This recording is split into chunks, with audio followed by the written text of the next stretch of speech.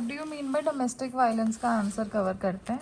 तो ये है सेक्शन 3 और उसके बाद ये वाला पोर्शन आ जाए कितने टाइप्स के अब्यूजेस होते हैं। इन पे पर्सनल मतलब इंडिविजुअल क्वेश्चंस भी आ सकते हैं, तो उसको उसी इंटेंशन से कवर करेंगे। उसके बाद हमारा नेक्स्ट टॉपिक जाएगा पावर्स एंड ड्यूटीज़ और प्रोटेक्शन ऑफिसर पे, और जो सर्विस प्रोवाइडर्स होते हैं। सर्विस प्रोवाइडर्स सेक्शन 10 में गिवन है, उनके बारे में भी पढ़ेंगे। Duties of government and everything, बहुत ही फुल फ्लेज्ड बुक है ये, बस इसमें क्वेश्चंस नहीं गिवन है पास्ट ईयर के। Alright, so let us get started with this. उससे पहले ना एक बार अग्रीव्ड पर्सन का देख लेते हैं। अग्रीव्ड पर्सन होती है एनी वुमेन, इसमें इसको जेंडर स्पेसिफिक किया हुआ है कि कोई भी वुमेन जो डोमेस्टिक रिलेशनशिप में है रिस्पोंडेंट के साथ। रिस्पोंडेंट हमने पढ़ा था अंडर सेक्शन 2Q रिस्पॉन्ड कर रहा है बे, तो वैसे ही सो 2Q रिस्पोंडेंट है। And who alleges to have been subjected to any act of domestic violence by the respondent, जिस पे डोमेस्टिक वायलेंस हुआ है। ये जो केस है इसमें कहा गया, इतना केस वैसे याद करने की जरूरत नहीं है इसके लिए, just the definition will do, कि सब कॉन्सेप्ट क्लियर होना चाहिए। सुप्रीम कोर्ट ने होल्ड किया कि जस्ट बिकॉज कि दो लोग के बीच में डिक्री ऑफ जुडिशल सेपरेशन पास हो चुका है, इसका मतलब ये नहीं है कि वाइफ अग्रीव्ड पर्सन होना बंद कर देगी। दोनों अलग अलग रह रहे हैं, सो ये नहीं कि ये इसके ऊपर ये अग्रीव्ड पर्सन नहीं रहेगी। Court noted that once the decree of divorce is passed the status of the parties becomes different. जब डिवोर्स की डिक्री पास हो तो स्टेटस डिफरेंट हो जाता है, but that is not so when there is a decree for judicial separation. Decree जब divorce के लिए आती है वो अलग कॉन्सेप्ट है कि हाँ दोनों में स्टेटस बदल जाता है, पर लेकिन जब जुडिशियल सेपरेशन के लिए डिक्री आई हुई है तो उसमें कोई कॉन्सेप्ट ऐसा नहीं है कि उसमें वो अग्रीव पर्सन नहीं रहती है। So this was just little point that needs to be understood under this. Section 3 of Act defines the term domestic violence. It provides that any act, omission or commission or conduct of the respondent shall constitute domestic violence in case it harms, injures, endangers health, safety, limb or well-being, whether mental or physical, of the aggrieved person, or tends to do so, and includes causing physical abuse, sexual abuse, verbal and emotional abuse, and economic abuse. तो ये सब जिन भी तरीके का अगर physical, sexual, verbal, emotional and economic, जब ये 5 तरह का अब्यूज़ होगा तो वो अब्यूज़ कहलाएगा। Okay, harms, injures, endangers health, safety, life, limb, wellbeing, चाहे वो मेंटली हो, फिजिकली हो, तो ये सब कॉन्स्टिट्यूट करेंगे। हैरेसेस, harms, injures or endangers the aggrieved person with a view to coerce her or any other person related to her to meet any unlawful demand for dowry. Dowry के लिए उसको कोयर्स कर रहे हो तो वो हो जाएगा कोई भी वैल्यूबल सिक्योरिटी या प्रॉपर्टी के लिए उसको हैरेस, हार्म, इंजर, एंडेंजर कर रहे हो तो, या फिर कोर्स कर रहे हो उसको इन चीज़ों के लिए, तो भी वो डोमेस्टिक वायलेंस में आएगा। Has the effect of threatening the aggrieved person, threaten किया उसको कॉन्डक्ट से, okay, to her by any conduct, जो भी यहाँ पे है ए और बी में उसके थ्रू कर रहे हो। अदरवाइज इंजर्स और कॉजेज हार्म वेदर फिजिकल और mental to the aggrieved person. Otherwise injures और कॉजेज हार्म, उसको इंजर किया आपने, हार्म कॉज किया है किसी भी तरीके से, ये सब ही डोमेस्टिक वायलेंस में आ जाएगा। सेक्शन 3 जो है जनरल ऑब्जेक्ट से मैच करता है एक्ट के।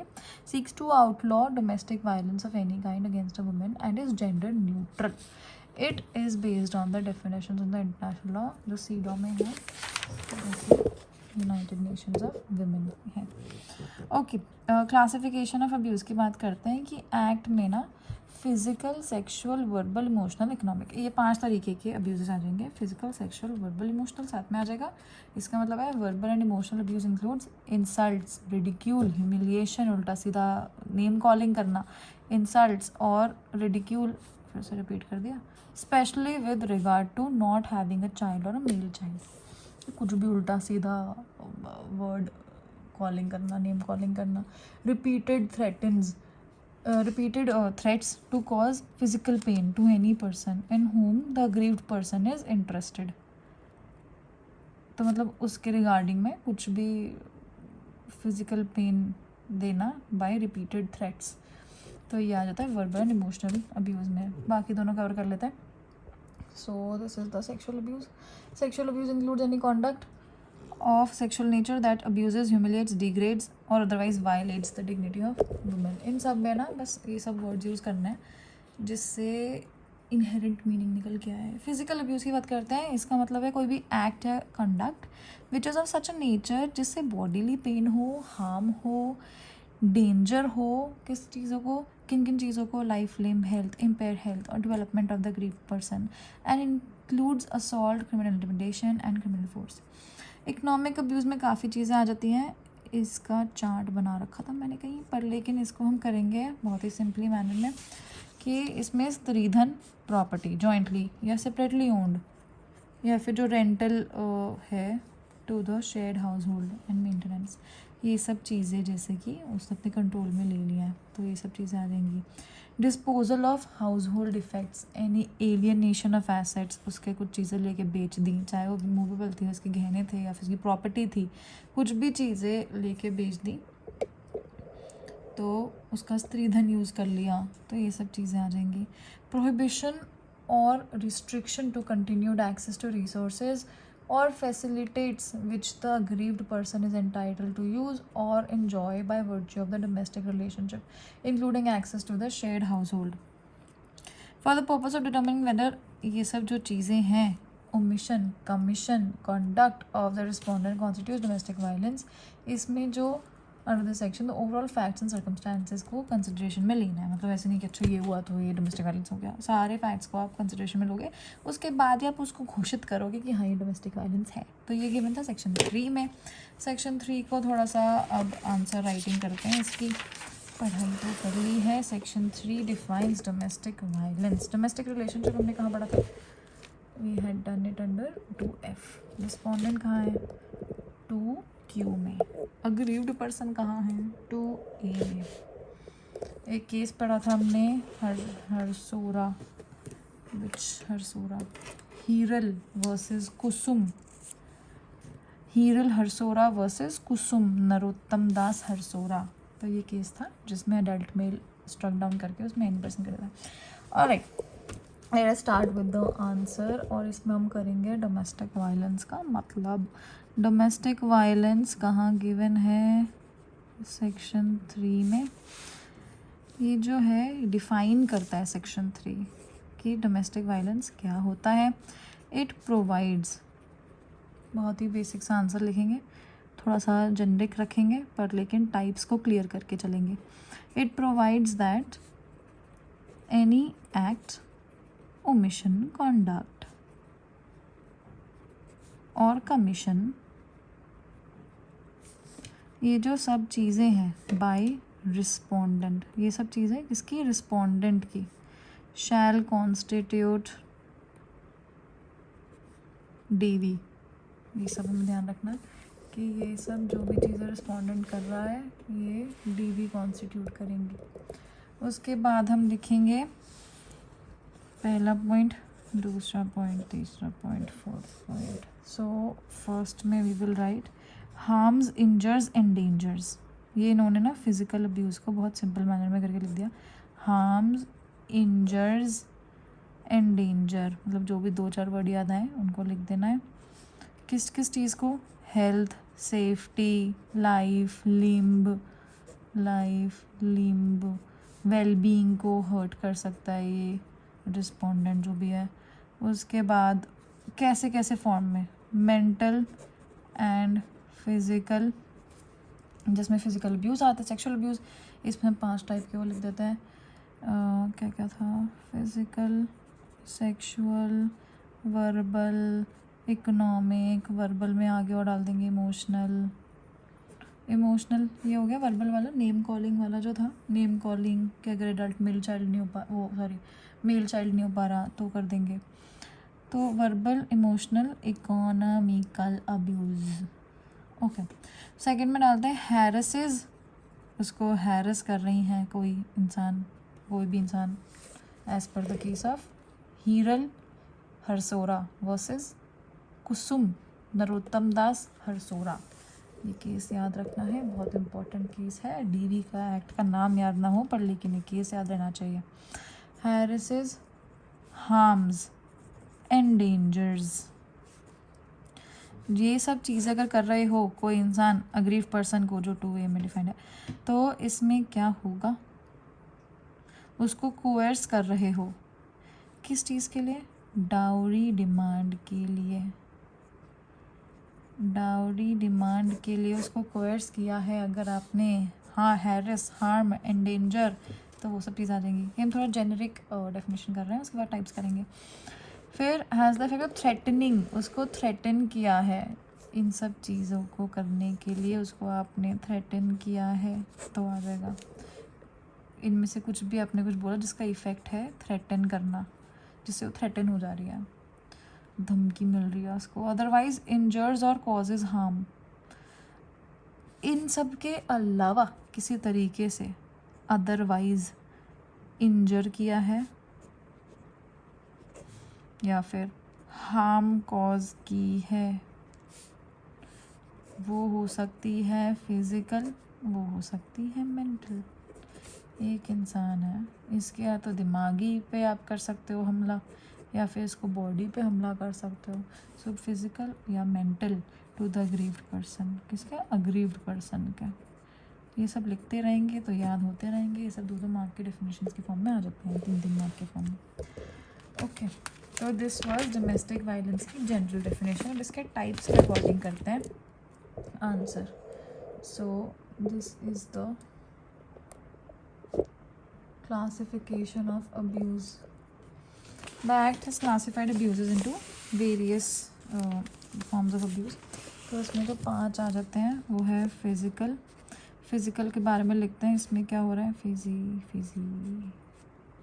पार्डन दिस, फिज़िकल अब्यूज़ में हम करेंगे मीन्स एनी एक्ट और conduct which is of such a nature as to cause bodily pain harm. वो हर्ट की डेफिनेशन लिखते हैं ना, उसके जो एसेंशियल्स होते हैं वैसे ये हैं, bodily pain, harm, danger to life, limb, safety, health. ये सब बेसिक लिखते लिखते याद हो जाएगा। इनको 4-4 बार लिखना है जिससे पेन खुद ब खुद चले पेपर में। सेफ्टी, ये सब चीज़ें, डेवलपमेंट, जिसमें ये बहुत इम्पोर्टेंट हो जाता है। सो safety, impair the health and development, मतलब उसकी वुमेन की हेल्थ एंड डेवलपमेंट नहीं हो पा रही है, AP की, अग्रीव्ड पर्सन की। तो इसमें एंड इंक्लूड्स, ये वाला फैक्टर ज़रूर डाल देंगे, and includes assault, criminal intimidation and criminal force. ये तीनों चीज़ें इसमें इंक्लूड हो रही हैं। ये हो गया हमारा फिजिकल अब्यूज़ का पोर्शन। ये 1-1, 2-2 मार्कर्स में भी आ सकता है। स्मॉल सेक्शन को भी ये क्वेश्चन बना सकते हैं, एक्सप्लेन फिजिकल अब्यूज़। तो इसलिए हमें ढंग से करना है कि इट इंक्लूड्स, ये जो अब्यूज़ है, कोई भी एक्ट या कॉन्डक्ट कोई कर रहा है जिससे bodily pain, harm, danger to life, limb, ये सब जो चीज़ें हो रही हैं, और includes assault, criminal intimidation, criminal force. Sexual abuse थोड़ा सा सिंपल वाला है कि अगर वो सेक्सुअली अब्यूज़ हो रही है, includes any conduct of, full sentences लिखने हैं, शॉर्ट फॉर्म में, चार्ट फॉर्म में, ये सब नहीं लिखना है पेपर में। Sexual nature, that abuses, humiliates, degrades, और इन सब के अलावा otherwise violets dignity of women. Okay, ये सब वर्ड्स बड़े कॉमन हो जाते हैं जब हम वुमेन और चिल्ड्रन पे आंसर लिखते हैं। तो वायलेट हो गई है अगर डिग्निटी वुमेन की, कोई भी कॉन्डक्ट, ये जो भी आप कर रहे हो, अब्यूज़ कर रहे हो, ह्यूमिलेट कर रहे हो या डिग्रेड या वायलेट कर रहे हो डिग्निटी ऑफ वुमेन, तो ऐसे सेक्सुअल अब्यूज़ में आ जाएगा। अब आगे करते हैं फटाफट से वर्बल एंड इमोशनल अब्यूज़। ये सब एक ही कैटेगरी में आएगा, वर्बल एंड इमोशनल अब्यूज़। इसमें तो मेन हमें पता है कि नेम कॉलिंग नहीं करनी है जिससे उसको ह्यूमिलिएशन, इंसल्ट हो, जिससे उसकी इंसल्ट, रिडिक्यूल वर्ड तो मुश्किल है याद आना उस वक्त, पर इंसल्ट हो जाए, वो ह्यूमिलिएट हो, तो ह्यूमिलिएट नहीं करना, नेम कॉलिंग नहीं करनी है कि उसका चाइल्ड नहीं हो पा रहा या मेल चाइल्ड नहीं हो पा रहा, हमें उस पर कॉमेंट नहीं करना है दूसरे रिस्पोंडेंट को, तो ये सब चीज़ें नहीं होनी चाहिए। रिपीटेड थ्रेट्स, उसको बार बार फिज़िकल पेन देने के लिए उसको कि मार दूंगी मार दूंगा, फिज़िकल पेन नहीं देना है, उसके रिपीटेड थ्रेट्स नहीं करना है। सो अगर रिपीटेड थ्रेट्स दे रहे हो उसको फिज़िकल पेन पहुंचाने के लिए और नेम कॉलिंग हो रही है, इंसल्ट हो रहा है, तो ये सब वर्बल इमोशनल अब्यूज़ आ रहे हैं, उसका इमोशनली उसको हर्ट हो रहा है। हम नेक्स्ट करेंगे इकोनॉमिक अब्यूज़। इकोनॉमिक अब्यूज़ में स्त्रीधन वगैरह वाला पोर्शन आ जाता है कि डिप्राइव कर दिया उसको फिनेंशियल मीन्स से, फिनेंशियल रिसोर्सेज से। इकोनॉमिक अब्यूज़ सेक्शन 3 की बात कर रहे हैं हम, जिसमें डी भी डिफाइंड है। ओके, सो इसको अपने वर्ड्स में लिखते हैं। Depriving of includes depriving of all or any financial resource, मतलब सारे या फिर कुछ financial resource जिसमें वो entitled है, to which aggrieved person is entitled। फिर इसके keywords मार्क करेंगे। अंडर एनी लॉ, एंटाइटल कहाँ है, लॉ में है या कस्टम में है। Whether payable under an order of a court और अदरवाइज, और which the aggrieved person requires out of necessity including but not limited to household necessities for the aggrieved person and her children. If any stridhan property, वो चाहे jointly थी या चाहे वो separately owned थी, by aggrieved person, payment of rental related to the shared household and maintenance, मतलब ये सब चीज़ें अगर उसकी थी तब उसको, अगर आपने डिप्राइव कर दिया है उसको तो नहीं होगा। अगर आपने उसको डिस्पोज कर दिया है, disposal of house hold effects, alienation of assets कर दिया है, मस्त एलियनेट कर दिया उसके एसेट्स को, तो आपने इकोनॉमिक अब्यूज़ किया है, चाहे वो मूवेबल थी, गहने थे या इमूवेबल थी, वैल्यूबल शेयर्स थे, बॉन्ड्स थे, सिक्योरिटीज़ थे, ये सब अगर कुछ भी हाथ लगाया है, कुछ भी एलियनेट किया है या डिस्पोज कर दिया है, तो वो सब उसकी श्रेणी में आ जाएगा। You could not see the answer I was writing. उसके बाद नेक्स्ट आ जाएगा, yes, so this was the disposal. Next आ जाएगा प्रोहिबिशन,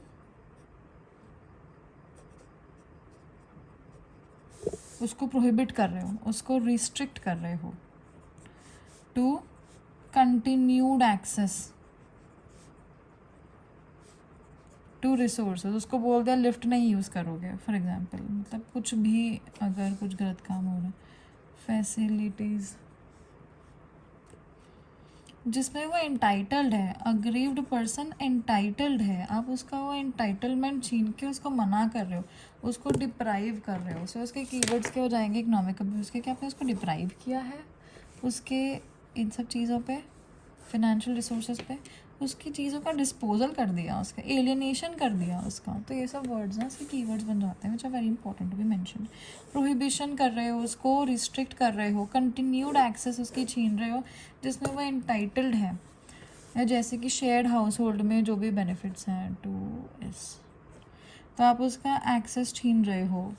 सो एक्सेस ना देना इन सब चीज़ों में, शेयर्ड हाउस होल्ड के जो भी बेनिफिट्स हैं, for the purpose of determining whether any act omission, ये सब जो चीज़ें उसमें फैक्ट्स एंड सर्कमस्टांसिस का ध्यान रखना है. So this was about domestic relationship, domestic violence, domestic relationship में से पहले वाले में क्या था.